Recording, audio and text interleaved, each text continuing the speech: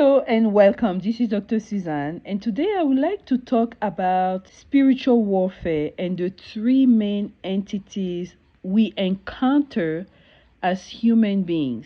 Okay, this is definitely not for me, and the Lord wanted me to teach this.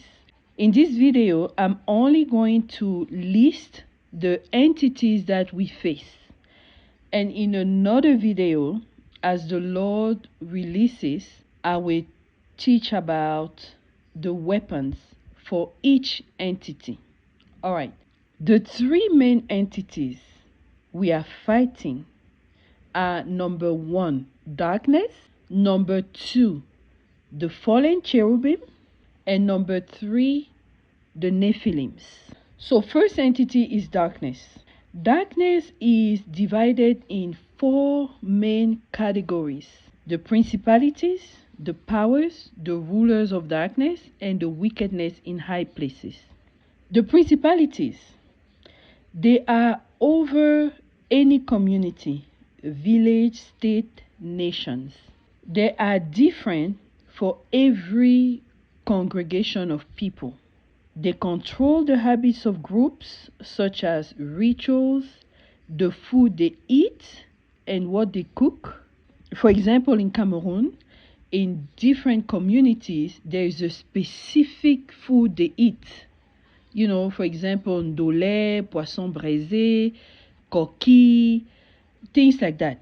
And I believe in most countries, there is a very specific affinity with the food. You know, French people are known for their pastries, for example. They control those habits also through agriculture and hunting. They influence the decisions of presidents. They engage in warfare when God sends angels to bring changes, and we can see that in the book of Daniel.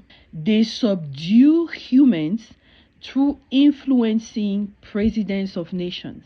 They guard their own territories against other principalities. Okay, these are the main lines of what the principalities do. Now, the powers are over systems of a nation's government. You know, for example, education, justice, healthcare. They control the laws of the nation. They are over the head of each system. They control the culture of a nation, and they also control information. Okay? So now the rulers of darkness usually control the occult through secret societies.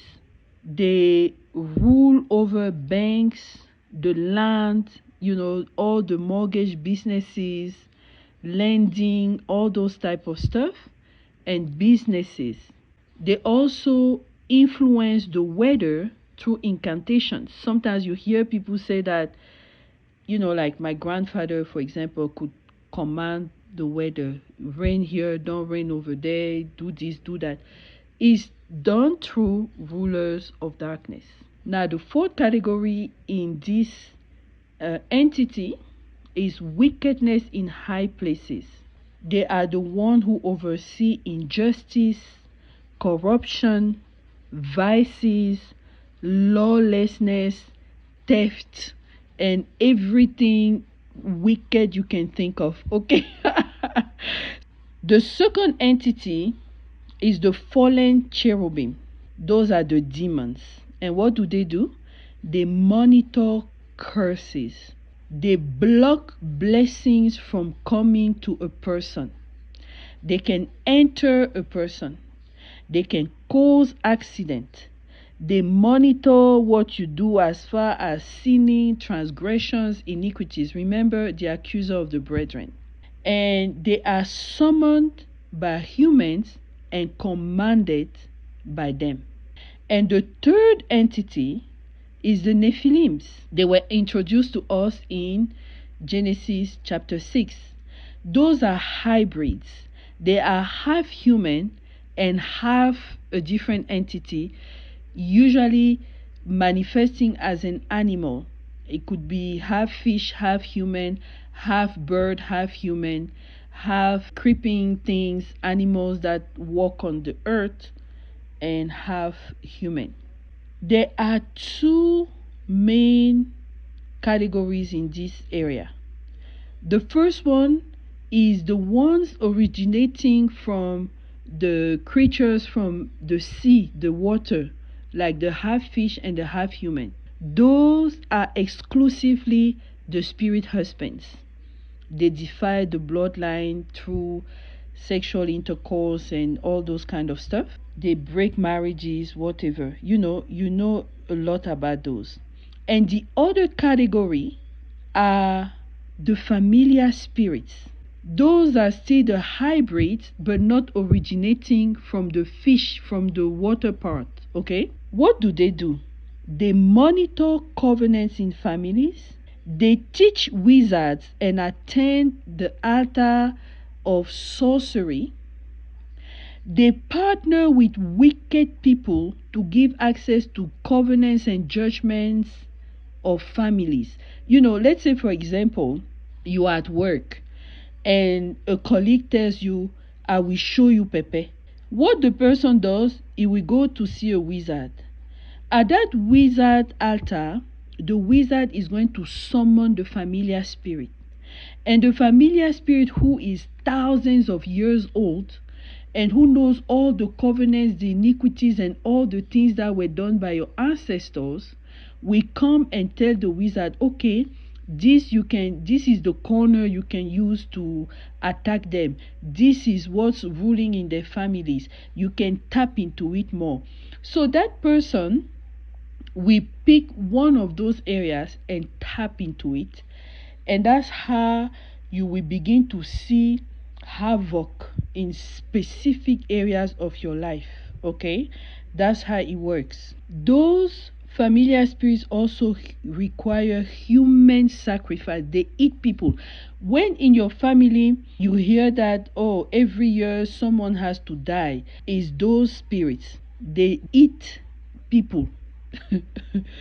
Eaters of flesh and drinkers of blood. They also control families through dowry ceremonies. Oh, and we have a full video on dowry ceremony. A dowry ceremony is different than the bride price or the dowry.